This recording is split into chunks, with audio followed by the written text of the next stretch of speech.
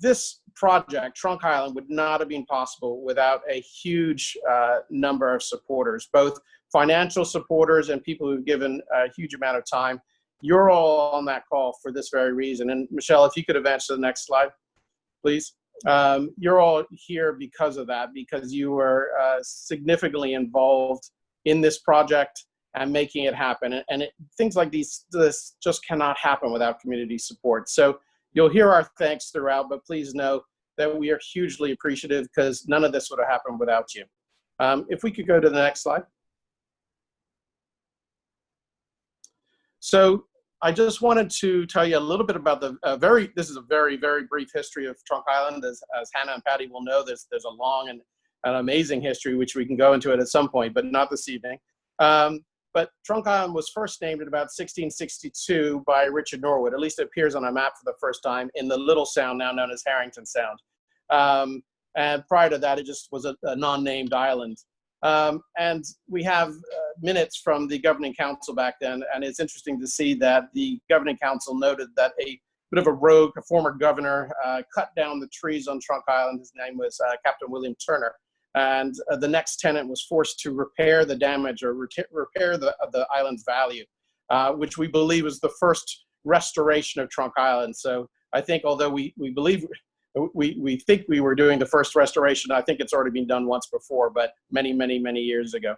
Anyway, if we fast forward to now, essentially 2006, present day, you know, huge shout out to Frances Gardner, who is Hannah's sister, who had the foresight that she wanted to will a portion of the islands to the Bermuda Zoological Society. And I don't think any of this would have started without her thoughts and her present to the Zoo Society.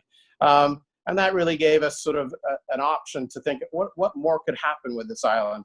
So the island is essentially split into two lots, Lot A and Lot B. And Hannah and Patty are both here tonight and on the call, great friends of ours. They've been hugely supportive of this project and wanting to make things happen. They've really bought into what Dr. David Wingate was hoping to make happen, and it's great to have them with us and buying in fully with this project. So Lot B is really where the capital campaign came in, and this involved a small cottage, which we turned into our living classroom, and some amazing parts of the island that you hear about from our teachers and our conservationists. So it really couldn't have happened without all the people, like I said, involved in this call and others. And but it all started really for us with a present from Frances Gardner, and we're greatly appreciative. If we could have the next slide. So if we go back to 2015, when we first started presenting the capital campaign to people, this is how we broke it down. It was a $5 million capital campaign. We had in that education operations over 5 years, because we really wanted to keep our education program, so it's our strength of the Zoo Society running for that period of time during that 5 years. We had Trunk Island operations for 5 years, $500,000 or $100,000 a year. We had a Trunk Island first year, which was really the start of the purchase of the island and some stuff that we had to do to make it viable, and that was $1.5 million. And then we established a Trunk Island Endowment, which we planned to fund for $1 million. And we decided that we would need to add another $1 million to our educational endowment. I mean, endowments are the economic engines for us, especially in times like this. They really provide that safety net and allow us to keep doing the work that we're doing. And right now, we are super grateful that we have them. Next slide. So I'm really happy to say this is the state of the capital campaign now. I mean, we've closed it out. We've been working on this for 5 years. We're 100% complete. We have $5,596,664 into the capital campaign, and of that, we have $464,000 still due to us, which will come in over the next while. These are just pledges that will come in over time, and that was the total of 170 gifts, ranging from $1 million down to pledges of $50 to $500. Like I said, a true community asset. A large number of people gave what they could do, and if they couldn't give money, they gave time, or they gave both. It's really quite incredible. The little pie chart in the middle is just breaking it down to how we brought that money in over time. All right, next slide. So I talked about endowments, so I just want to let you know that we're thrilled that we've fully met our Trunk Island endowment commitment, so that's fully funded at $1 million. Our education endowment is at $2 million, and we funded it with an extra 100,000. Like I said, we still have 464,000 to go to come in, and that will help fund that. Plus, we have some money which we're holding on to right now, just because of the special nature of the COVID-19 crisis. But we fully expect to be able to complete all our commitments to this as well. So that's really great news from our standpoint. So thank you. So next slide.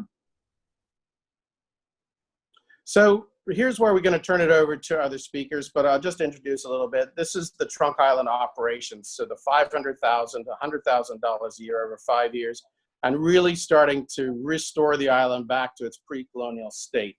I won't speak much about it because Trevor, who's our next speaker, Trevor Rawson, has really been a powerhouse out there, along with our other captain, Nigel Pollard. But you know, it's really been an amazing force of nature of what's happened out there. We have completed a conservation management plan, which has been approved by planning. This was helped, Dr. David Winday helped us create this. We planted over 901 native and endemic plants, and to date, about 50% of the Trunk Island has been restored back to natives and endemics, which is, as you'll hear a little bit later, sort of non-such on steroids. This took David a huge number of years, mainly because he didn't have the support that we've had to make non-such go in the same direction. So it really is amazing. And then add in on top of that all the other animal opportunities that have happened, like the reintroduction of Bermuda land snails. We've got over 50 longtail nests occupied now, and a huge number of community volunteers have provided a large number of hours in making this happen. So I'm going to turn it over to Trevor Rawson, who is going to take you through the conservation side of things. So Trevor, over to you. Well, thank you, Ian. Good evening, everybody, and thank you for tuning in this evening. It's a pleasure to have you here. So I would like to switch over to the next slide, please, and take you on a little bit of a journey through Trunk Island. All right, so you might not have been able to see our palmetto forest, so I'll give you a little video here to give you a walkthrough. So out here on Trunk, there are about 100 palmettos which have been surviving the centuries. And if you actually have a chance to walk out here, it's like stepping back into the pre-colonial Bermuda. So for children, it's a beautiful education tool because you can step back long before humans ever set foot on the island. And this was all done from wonderful donors such as Butterfield and Vallis and Axis, who have put in the funding towards establishing the path for Dr. David Wingate, who also, you know, put his valuable time, being 84 and wielding a chainsaw better than many of us. We were able to go through and find out what the island already had to offer. So there's plenty of native and endemic species that were already existing, like the palmettos you're seeing here on this walk through the forest, but also many other little ones, such as cedars and a few others that we found along the way. And I really have to thank Hannah and Patty here, because without their inspiration, I would have been able to name some of these paths. So you've always been a big help to me. So thank you for your support. So as we look over the beach here, you can see another one of our habitats, which is, of course, the marine life. But I'll let Dr. Alex go into that a little bit later. So you can see some of our seagrass there at the left-hand side of the video. And that is, of course, the food for the turtles. So we have plenty of wildlife always visiting Trunk Island. The next slide, please. So in 2015, this is really when the birth of the restoration project and the cottage was come into play. So the Perot Foundation gave us some money to make sure the cottage was up to tip-top shape and able to transform it from being a living cottage over all the way into a living classroom. And as you go out onto the island, you go straight into the classroom, and students are able to use it as a changing room or even a base and even a laboratory for their education. But onto the conservation side of things, we began eliminating all the casuarina from Trunk, Rabbit, and Crow Islands, and all the rats from all the 3 above islands as well. And this, of course, stops any sea transfer between the islands, but the rats also eat all native and endemic berries, as there were no mammals present in pre-colonial Bermuda. So by eliminating the rats, the entire forest was naturally able to proceed.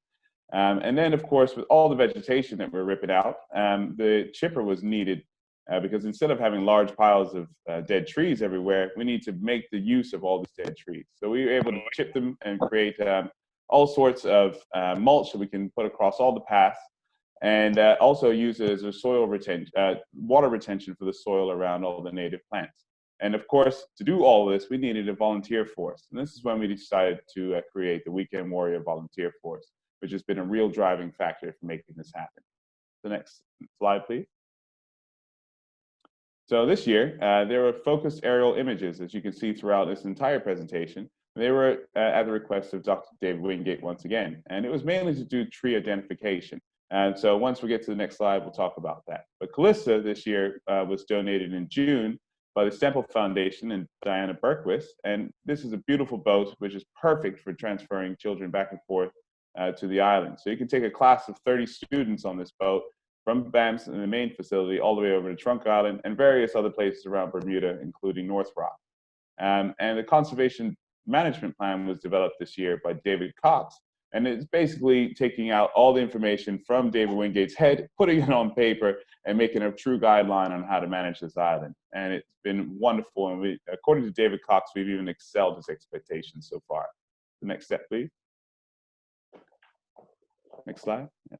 So with the aerial photography, we're able to look at the different vegetation coverage of the island. So if you look on the left-hand side of the screen, you can actually see the vegetation looks pretty similar. It's pretty much all that greeny color, which you would expect from nice green vegetation.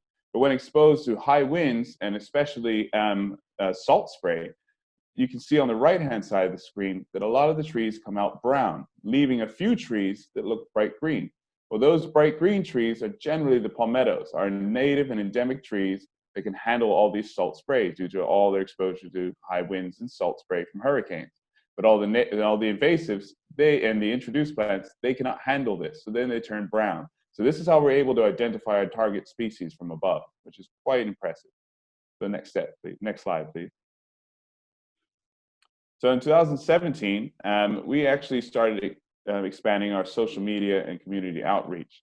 So we started using Sign Up Genius, Instagram, as you see in the top right corner, and Facebook to try to promote Trunk Island as a place where people can come and, take out some aggression on some really horrible trees, but also learn about all the culling and target species culling, as well as planting some natives and how to care for the endemic plants, as they require a bit more care than most of your garden plants.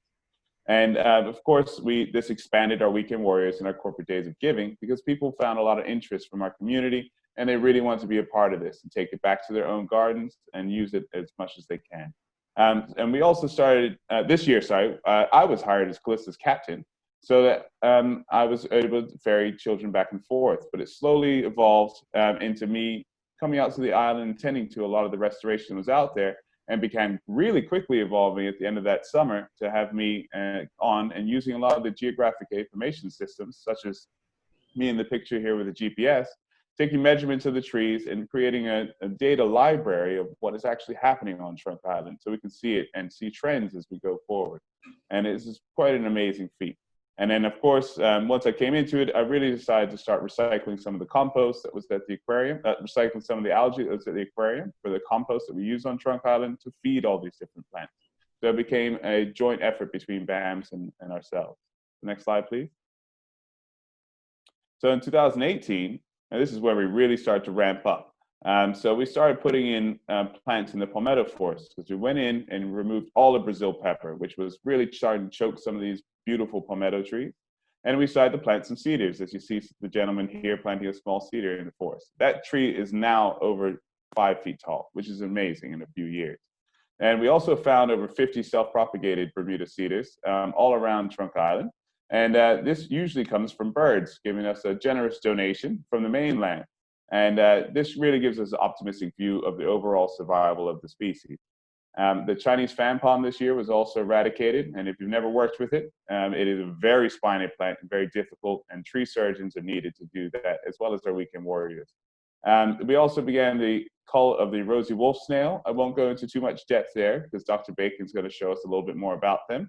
But basically, they're a snail hunter, and they're responsible for the eradication of a lot of species worldwide, including our Bermuda land snail.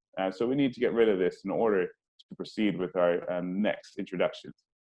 And the white-eyed vireos are also present on Trunk Island, which you can see down at the bottom of the screen there. And Miguel Magias at the top right has a microphone in his hand, and it's not a gun, definitely not. And he's recording the different signals, the different sounds that the white-eyed vireo makes between each other and trying to find out what their vocalizations are difference between islands. So it was wonderful to be a part of that project. Next slide, please. in 2019, a lot was going on. We were well established as a restoration project, so we really wanted to build up our education as well. So we have the BZS Science Club, which helped us release these endemic snails, which are the Bermuda land snail, out onto Trunk Island, as you can see in the top right corner of the screen. And so it's amazing. We got over 400 of them released on the island, and they're now still thriving. And in this year, we also undergrounded the Belco power lines, which was quite a difficult job, but we managed it quite well within a month's time. The Ocean Treks TV series with Jeff Corwin, as you can see in the top left screen, with Miguel Magalhães again, they came out and featured Trunk Island into one of their videos. And they were able to use the longtails that are already present nesting on the island to weigh them and get any sort of data collection from them as well as install one of our longtail igloos out on the island. The MODIS antenna was also installed, as well as a weather station. The MODIS antenna is the first of its kind to be installed in Bermuda and in the mid-Atlantic. And it's able to track migratory birds coming from North America down across the mid-Atlantic and reads them as they come past Bermuda. So it's pretty amazing. And now if you look at all the different stats of it, you can see everywhere else in the world, and there's a little dot in the mid-Atlantic, which is this one MODIS antenna. And of course, Category 3 Hurricane Humberto hit this year and sent a few tornadoes through Trunk Island. A bit of devastation was made, but nothing that the Weekend Warrior volunteers and some of our corporate volunteers were able to get rid of and take the island back to normal. The next slide, please. So in 2020, although a shortened year due to the COVID-19 pandemic, we were able to achieve quite a bit in the short months. So in the first month, we were able to do a mass planting of the eastern point as well as the eastern coast, and trying to build it up with some of the buttonwood, which is of course a coastal native plant. And this will create a nice wind barrier in years to come. If you press play on the video, please. We also hosted the University of Rochester's archaeology camp. So they came out to Trunk Island to do a multi-site test to find out if there was a 1600 settlement, which was featured on the Norwood map. So here in the drone video, you are zooming in on a class that is actually down there of 9 students digging around at one of the sites where they methodically go down through the layers. Dr. Michael Jarvis was the head lead of this project, and he's seen in a red shirt up at the top of the screen there, and the bottom of what we believe is a sinkhole. So they were able to sift through the layers and get down low enough to see what they think is a natural ridge. And you can see the group down there as well, waving away. And they were hard at work sifting every layer, trying to find what they could. A couple oddities inside that hole, but there's still much to be determined. So there's a lot of interest still there. Next slide, please.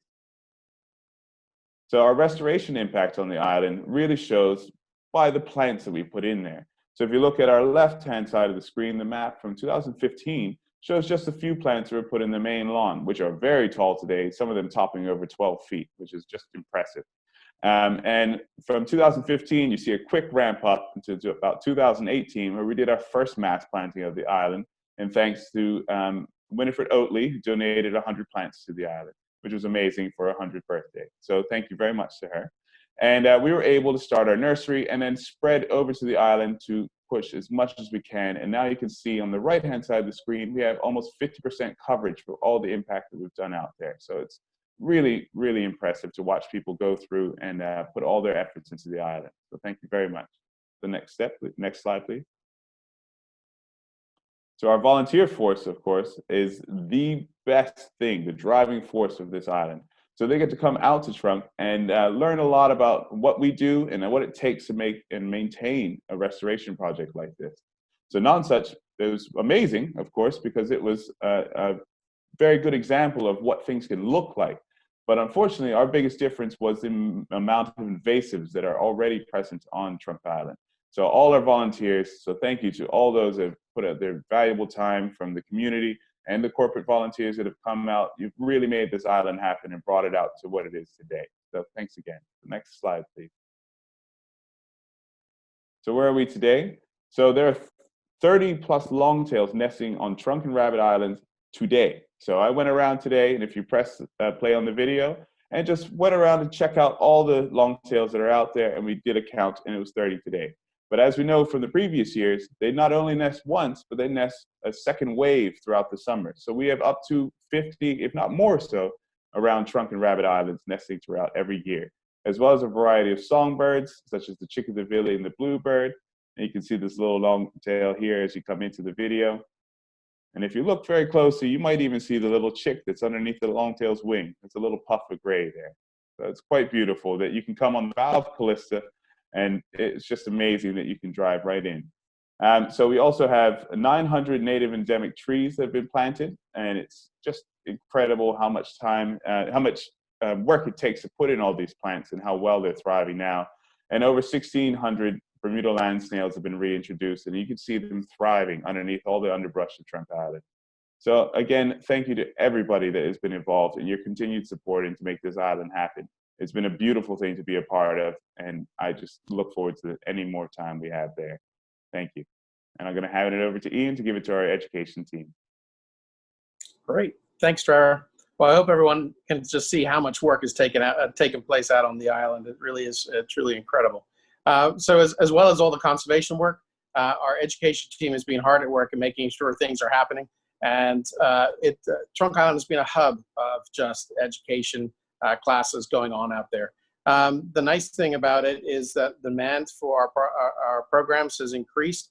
And in the 2018-2019 school year, we saw 8,665 student experiences, and that wasn't including our camps. And 69% of those children were all from public school systems, which is fantastic. The Trunk Island itself, we've seen 86 teachers come out with the Bermuda Union teacher workshops. Here's where teachers are training the teachers. Here's where we can exponentially increase the amount of information going out into the student body. We've had over 3,070 student school field trips out there, 16 weeks of aqua camps, 5 weeks of residential aqua camps. So as you can see, and I won't preempt what Dr. Alex is going to say in a second, but it really has been amazing the amount of educational product that is being provided and that children have really excelled at. So I'm going to turn it over to Dr. Alex now. Dr. Alex Ahmad has been employed by the Zoo Society for a number of years. She's our oceanographer and our marine specialist. And so, Alex, over to you. Thank you, Ian. And you know, it's not difficult to be able to spend a lot of time and maybe sometimes spend time on Trunk with like 50 kids, and people are telling me you're crazy to do this, but when you have such a beautiful, you know, base to play with, and when passion, you know, comes into play, you can just do incredible things. So thank you for all the time and the money that has been donated to Trunk. Thank you to Trevor and the Trunk Island Committee, because I mean, it's easy for us to make all of that stuff happening that we do out there. And I'm going to start with the first experiential learning, you know, that we started with on Trunk, and it's our middle school camps. We created a camp for the slightly older kids in 2011, but we realized we were running out of space at BAMS. You know, we're running summer camps at complete you know, max capacity. And thanks to Patty and Hannah, who are on the call tonight, well, we had an idea germinate, and they lent me their basement for a few weeks in 2014. So the picture you see there on the left, it's actually their house. They allowed me to come invade with a bunch of kids, and it was amazing, and they loved it, and we loved it. And eventually, you know, 6 years later, we have a cottage, amazing renovation that has become a great base. It's a classroom, it's a living space, and we're able to really offer a continuum for our aqua camps and host those older kids with a new age by having them to be able to use Trunk Island as their classroom. So if you give me the next slide, it really also shows how marine exploration can really become you know, part of these offerings. I mean, we do have the boat, you know, the Endurance and the Callista, but being able to be based in a place that you can change and hop in the water in less than 10 minutes is pretty incredible. And you can snorkel around the island, and you can also explore Harrington Sound. This is Shark's Hole here in the corner. And it's a favorite, like Monkey Island and Cockroach Islands and all the others islands in the Sound. So it has been really allowing us to develop our curriculum for those older children and really you know, fill up that niche that was not there yet. So next slide, please. Because I want to show you one of our favorite showcaser around Trunk, and if you can play the video, meet the harbor conch. that is always a great success, because shallow waters, yes, but very diverse and a lot of great stars there. So it's always, kids always love seeing that. Thank you. Give me the next slide, because I'm going to move to how important it is to really have a home, right? Because we've gone beyond just hosting kids during the day, and we've created that a new residential camp for 13 and 15 years old that we've called conservationists, and we are spending a week, including nights, with a group of young conservationists, and it is amazing because you get the feel from like waking up when nobody is there. And it's truly magical. It's clearly another world. And we spend 24 hours together. It's not easy because they work on projects. They have to cook their own food to get all that housekeeping, aspects of things. But like a celebration around the fire at night, beats everything else. So really, it's been a great addition to our programs. Next slide, please. Because the conservation camp has also been the perfect opportunity to really pass on that knowledge and that passion that we have. And I'm going to talk about Dr. Wingate here again, is with Jordan Davis, checking long-tailed igloos that we did set up with the conservationist camp. And it's amazing to see what happens, when you can have all these generations having fun and working hard on Trunk. Next slide, please. Now we have a playground, and it's truly a playground. We have a home. So the imagination is the limit on what you can organize on the island. And here, for example, we have had sleepovers for a few years now, and not just for the older kids. As young as 6, we're taking them. Like hop on the boat. Bring your sleeping bag, and here you are, cooking your pizzas and exploring the dark, enjoying the island at night, and the hype of playing hide and seek with the flashlight. Nothing beats that. So that's been pretty amazing, and I love being on the island with a bunch of kids. I might be crazy, but that's part of it all. Next slide, please. Next slide, please. Yes, thank you. It has also allowed us to really enhance the program that we host at BAMS. This is our Junior Volunteer Teenagers program, and now we have them for a weekend at the start of the year, team building, bonding between new friends, and at the end of the year for a celebratory, weekend where the parents join, and we show pictures of everything that has happened during the year. And here you can see our kayaks who have been, donated by Rennery, and that's like a great addition to allow really to be outdoors. Next slide, please. We also have all our public events, members and guests alike for holidays, big hits, egg hunts, spooky trails for Halloween, we can bingos, barbecues, and it's crazy again, 200 people coming to Trunk, within 2 hours. Like, how can we do it? Well, when we have families being really, really happy to meet the Easter Bunny or being spooked on the trails, it's completely worth it. And always educational. I have to say that thanks to Trunk, we are able to weave these education snippets all the time, even if it's a recreational outing. Next slide, please. Wild encounters have always been part of the landscape of the offerings at BAMS, but now we can do more. We have hives, beehives. Maybe you've been lucky to visit those beehives. Spencer Fields with Passion Fields has 3 hives out there. Is always game to put kids in the soups, adults as well, and allow us to come up close and personal. The beach, we said it's a really big springboard to explore the shallow waters around very safe Trunk Island. This was actually, you see some wetsuits out there. It was the polar bear during the Christmas activities. Planting, scavenger hunting, and not for like dead animals, but for like messages and clues and having fun reconnecting with nature, really something that our children, the young generation, doesn't have a chance to do very often. But encounters not only for kids. On the left there, you see Roni Chameau with our educator Camilla Stringer, and they've been putting together encounters for adults, and they're weaving hats, as you can see there. Next slide, please.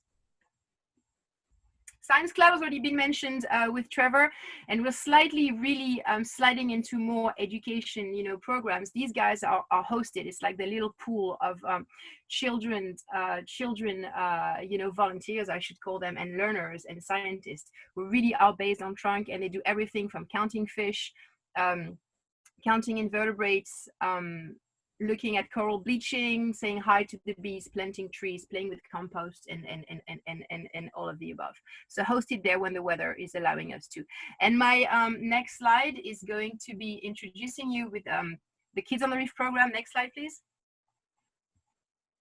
Which is a part of our school program, our 2-day freediving and ocean conservation program, when we really get them to explore and understand why the ocean is so important for us. And it's a 2-day program, and we spend the first day water session snorkeling Trunk Island, and it's always ahead, conchs, sea urchins, sea cucumber, and the like. So that was more the experiential part, the recreational part, the marine side, and I'm going to hand it to Dr. Bacon now so she can talk about the terrestrial exploration that we do with all our classes on Trunk. Thank you, everybody. Next slide. Good evening, everybody. So now it's the Landlubbers' turn, and our early terrestrial classes on Trunk, if you could start the video, focused on getting students and adults alike to be able to distinguish between the very distinctive habitats that are on Trunk, and then be able to compare the different vegetation that was on each habitat. So that was the Rocky Coast, and comparing that with the endemic Palmetto forest, and even just getting a feel. There's a lot of elbow room in the Palmetto forest. So they got to look to see about the light. Now they had to compare that with the cherry forest. Look how densely populated the cherry forest is, a totally different community. And what's great about the terrestrial habitats on Trunk is that they're very different, but they're all just a short walk from one another. Next slide, please. But then we found that Trunk gave us a great opportunity to teach kids how to collect real data, and then how to analyze that data to answer some very important questions. So we had them using everything from tape measures and rulers to light meters and quadrats to collect data, and then they had to use math to be able to interpret the data and present it. And that little graph on the right, the pie chart, that shows some snail data that we had from an area in the cherry forest. And the teachers really appreciated this, and it actually then turned our terrestrial classes into STEM classes. And not plant STEM, but the science, technology, math, etc., engineering. Next slide, please. So the main goal for our terrestrial classes on Trunk is to have hands-on activities that are scaled for students of all ages, whether they be young primary school students through middle school, senior school, and up to adults. And I want to thank you all very much for giving me the opportunity to get kids and adults alike down grubbing in the dirt. So they at first were a bit out of their comfort zone, but afterwards, a couple of minutes, they got really into it, and that enabled them to find treasures like that little rare assassin bug that you see in the middle there. Next slide, please. So Trunk really is a living classroom, well, unless you're a snail. So we've been able to teach classes on bird and bird watching, to doing animal surveys to teach classification. But one of the most favorite things for the students is to look at surveys of dead snails and their shells in different habitats. So if you haven't ever seen a rosy wolf snail, that's the fella up there in the white background. And that carnivorous snail is probably the whole reason why those 6 species of snails down below are essentially gone, except for their shells. In 5 years, I've found 4 living snails. So by getting rid of the rosy wolf snail, we were then able to introduce the Bermuda land snail shown there. So knock wood, the rosy wolf snail won't be coming back, but the students really like doing this, and we actually get some very excellent data. But with dead snails, they're not running away from you and they don't fly away. Next slide. But now I want to talk about how the education department has had to pivot to the new normal and teaching classes virtually. So our first virtual undertaking was spring camp. Now we started working at home on March 17th, And we had to quickly decide whether we were going to be able to teach a week-long virtual spring camp starting March 30th. Well, we bit the bullet, and between Zoom meetings, pre-recorded field trips, pre-recorded lessons, art displays, guided field trips for them, it was a huge success. And that told us that, yes, we can do education virtually. The learning curve was a bit steep, but we did it. Well, in the meantime, I had 13 classes scheduled for this third term in P5 to do the GAS P5 pollination and seed dispersal. Now, GAS is our generating academic success in science. And one of the great things about the GAS program is that we can measure student learning through the use of a pre and a post assessment. So we put together a proposal and submitted it to Dr. Llewellyn Simmons, who's the Assistant Commissioner of Education. And we asked him whether we could teach this program virtually. Well, he jumped on board, and the result was instantaneously. I got principals contacting me immediately, followed by their P5 teachers. And right now we are, it's out of date there. All 18 public primary schools have expressed interest, and we're currently juggling classes with 16 of them. But the other schools have heard about, or the other age groups, so we're offering other primary school classes as well.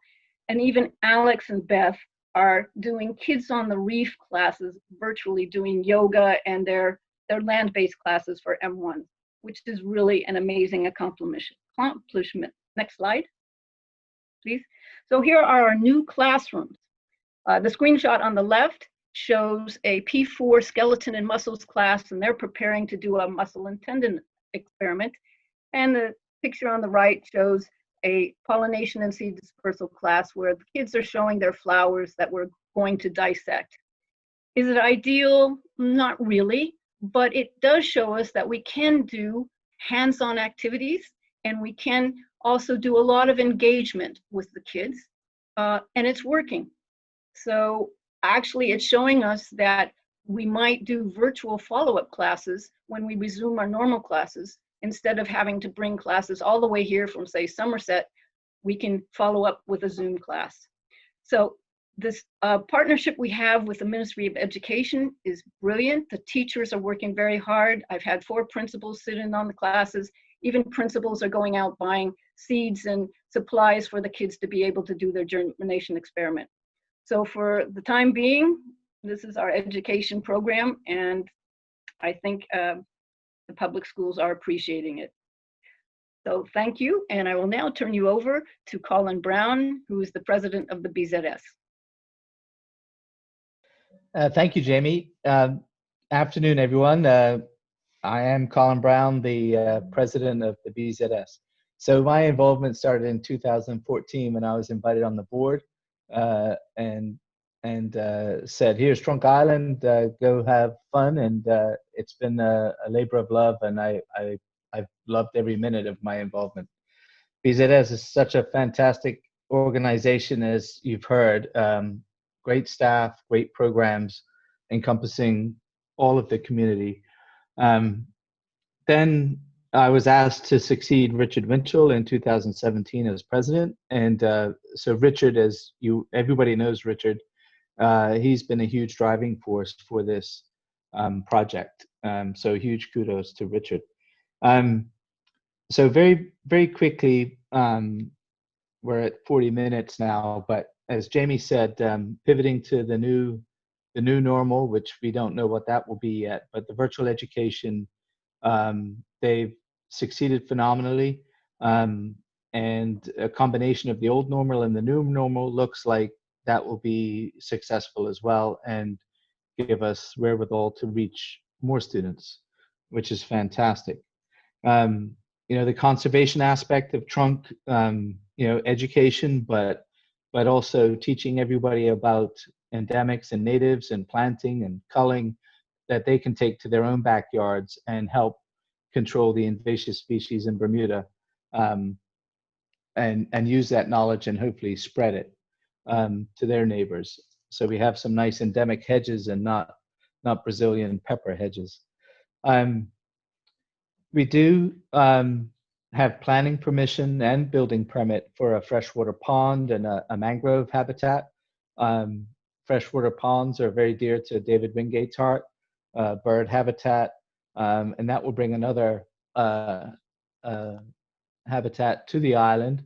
The sinkhole excavation and archaeological dig, that will bring another habitat. That's going to take a few years, I think. But you know, if we have a cave system or a cave on the island, I mean, that's exciting to me, because that's never been in the planning for Trunk.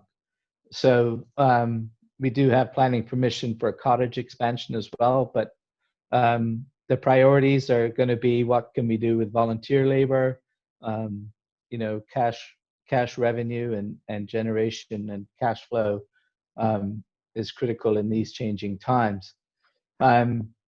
So you know, the conservation effort will spread to our neighbors at Cockroach and Rabbit. We've also looked at Abbott's Cliff from afar and close up, but it's exciting to see what could be achieved out there. So a huge thank you to all of you on the call and everybody that's been involved. I think this project, the amount, looking at 5 years of effort is amazing to me, what's been achieved. And I'm very grateful to have been involved with this, and I look forward, as long as I'm around, to be involved. And it's a legacy project is what I call it. So thank you all very much, and I will pass it back to Ian. Thanks, Colin. Well, I just wanted to wrap it up. We've reached our time. I wanted to say thank you so much for everyone who's joined us this evening, and a huge thank you to all our donors. As you can see on the screen, this is the board that's out on Trunk Island, and we could not have done it without all the people on this board and also all the volunteers that have given up their time to make this island happen. I hope you've enjoyed this evening's presentation. It truly shows how much has been happening on the island in just 5 years, and I am really looking forward to the future because I think there's so much more that we can do out there. At this point, you know, it's really turning over for conversation and questions. We have a beautiful movie of Trunk Island playing in the background, and if anybody would like to ask any questions, please do. I know we had a question come through on the chat.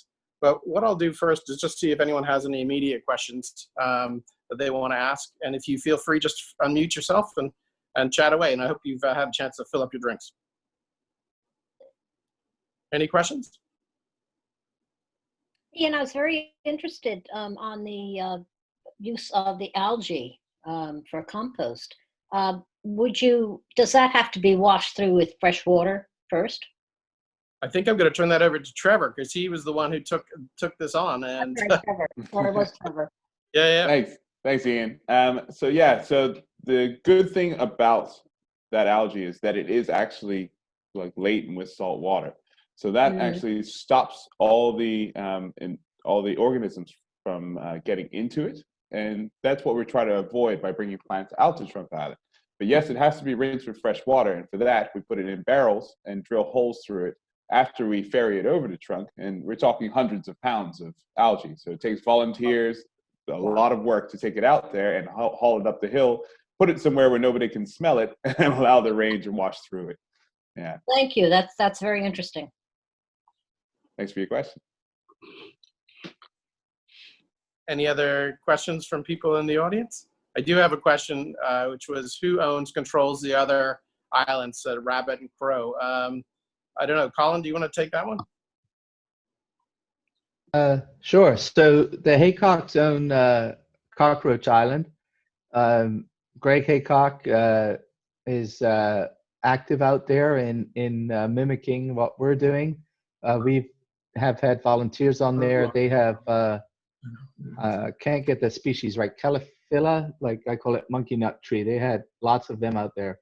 So you know, so with David Wingate's guidance, you know, we've culled all the casuarinas on Rabbit, and Rabbit's owned by Sheena and Davina It's not to everyone. I don't want trot maiden names, but so we've been in conversation with them as well. So all those islands have been culled of casuarinas, but they do have interest to carry on with conservation efforts out there. Crow Island, sorry, not Cockroach. Cockroach is over by Abbott's Cliff. Yeah. Just wanted to confirm what Colin Brown said. The plant is called Calophyllum, just so everybody knows. Calophylla. Excellent.